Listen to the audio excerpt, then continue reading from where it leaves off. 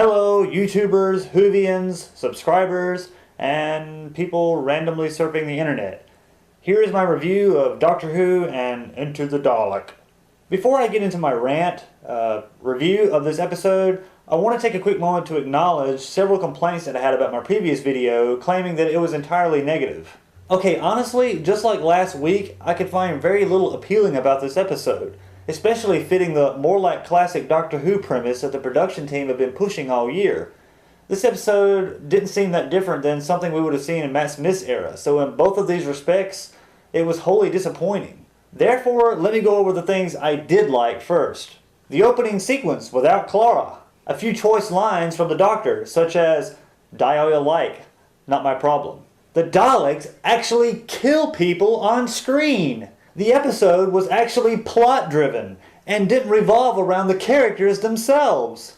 The general idea of venturing inside a Dalek.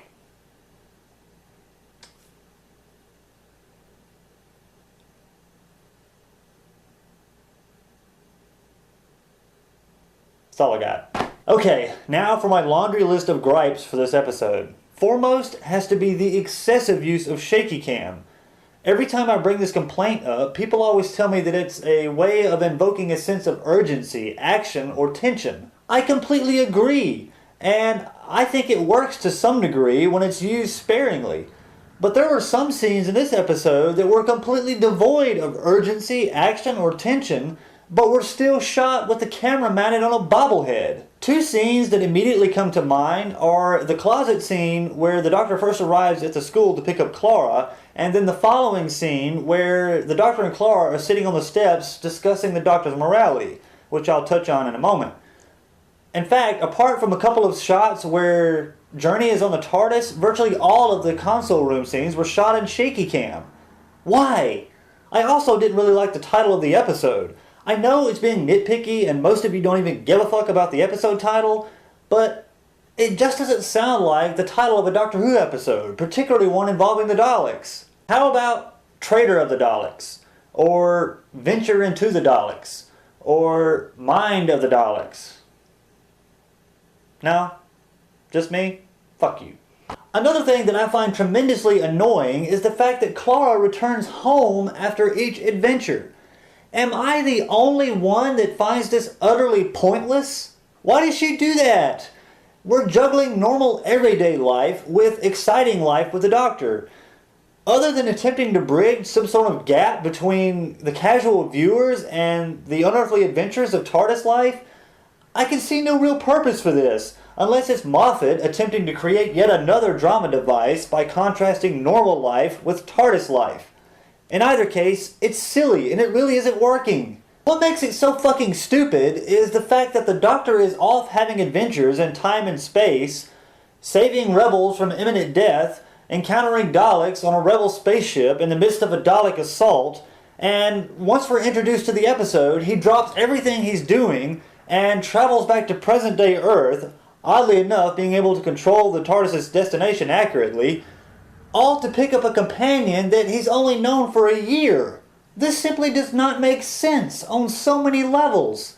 Not only does it hold the series back from exploring more exotic places and time periods, it gives the impression that the Doctor is inferior to the companion.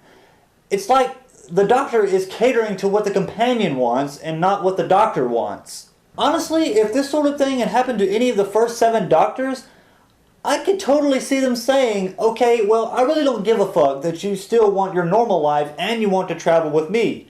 Either you come with me and we leave your feeble, average lifestyle behind to go explore the wonders of time and space, or you go teach fucking high school and I'll be on my merry way. I can't keep coming back for you every time shit gets real. You know what the Doctor coming back for Clara reminds me of? Something I mentioned in a review last year. It doesn't really matter how long the companion travels with the Doctor. They don't have to come back home after each adventure. Oh, what's that? Is that the TARDIS phone ringing? Hello? It's the Doctor. What's that? Ice warriors are loose on a Russian submarine in the Cold War? Alright, just hang tight. I've just got to zip back over to the 21st century and pick up my companion, and then I'll be on my way. Click. Okay, just like clockwork, we're introduced to a male companion character to complement the female companion character. Can someone please explain to me how this is different from the last 7 seasons? Danny Pink. What do I think of Pink? Alright, I think his name is positively stupid, and that's not even my biggest gripe with this character. Shortly after the episode opens, we're told that Danny Pink was once a soldier, and that he possibly could have killed someone who wasn't a soldier. Immediately, I can't help but think how repetitive this theme is. Isn't this the exact same angle that Moffat used with River Song to spark interest in that character? Near the end of the episode, Journey wishes to join the TARDIS crew, but gets denied by the Doctor because she's a soldier. We're only 2 episodes in, and I can already see where this is going. Moffat is setting up yet another source for drama in this season. Now that Clara knows the Doctor has a rule against soldiers, she knows that Pink can't go traveling with her. So this is what I think will happen. Over the next few episodes, Clara will struggle with her conscience because she's having to keep secret from Pink her life with the Doctor. But he'll eventually find out, either by accident or she'll just cave and tell him. So then, Pink will join the TARDIS crew and we'll get a few episodes with the 3 of them, until Pink lets it slip accidentally that he was once a soldier, and the Doctor will completely lose it. Does that sound about right, Moffat? It's also clear what the recurring theme for this season is going to be.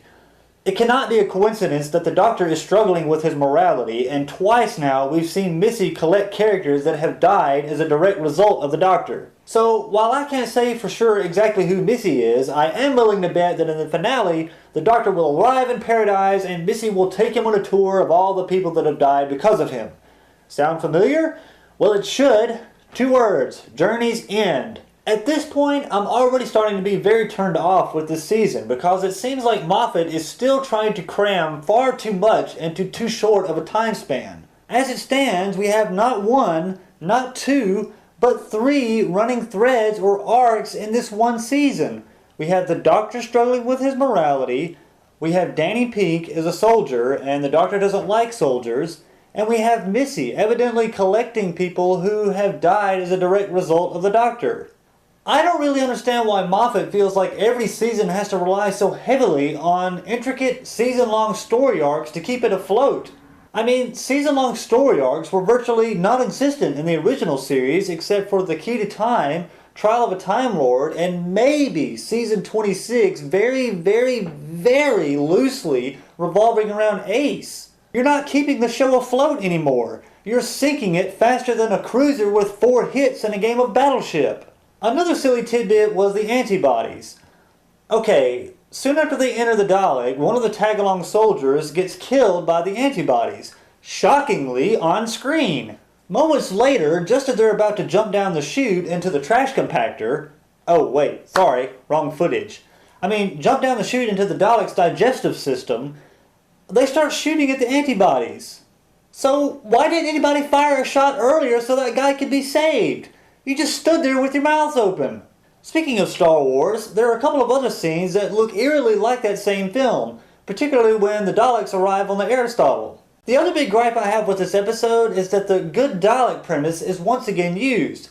The Doctor has come up against this 3 times now since 2005, and in each case, people have paid for his lapse in judgment with their lives. What makes this episode particularly bizarre is that having just faced down the Daleks in Time of the Doctor, as well as revisiting his actions during the Time War, you'd think the Doctor would be a bit more close to the idea of showing compassion to a Dalek. But no, the Doctor is once again enthralled by this idea of a morally good Dalek. And just as before, it ends up blowing up in his face, people die, and the Dalek ultimately gets destroyed. Wait, he didn't get destroyed this time around, did he? Yes, he did! In the online leaked version, there is an additional scene where the Dalek transports back to the Dalek ship and self-destructs the same way the Dalek did in the Ninth Doctor story, Dalek. Why was this scene deleted? Time? Compassion? I don't know. That's about all I can say about Into the Dalek. At the very least, it was better than last week, but in terms of being a solid installment of Doctor Who, not so much. We've now got 2 episodes under our belts now, so let's see how my 20 predictions I made back in March stack up to this season so far. I will see you next week in Sherwood Forest. Number 1, the Doctor will be excessively quirky.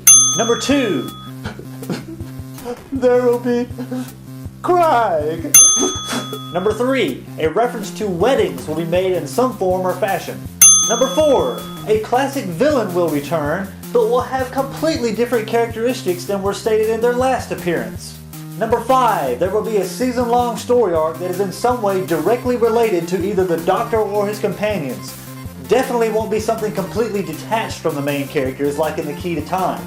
Number 6, the season-long story arc will incorporate paradox elements in some way. Number 7, the story arc will be something that follows the Doctor wherever he goes. Number 8, the Silurians, Sontarans, Cybermen, and Zygons will not be villains. Number 9, the Daleks will be villains, but won't kill anyone on screen. Number 10, there will be a male companion introduced to accompany Clara. Number 11, the male companion will basically be a regurgitated Mickey and Rory. Number 12, a romantic subplot will develop between Clara and the male companion, which will result in sex jokes between the Doctor and Clara as well as sexual tension. Number 13, stories will not be resolved logically and within the context of Doctor Who, but instead will be resolved within the last 5 minutes and rely on some magical inexplicable event. Number 14, Peter Capaldi's Doctor will be more like Tennant's and Smith's than Baker's and Eccleston's, despite what Moffat says. Number 15, at least one episode will involve children.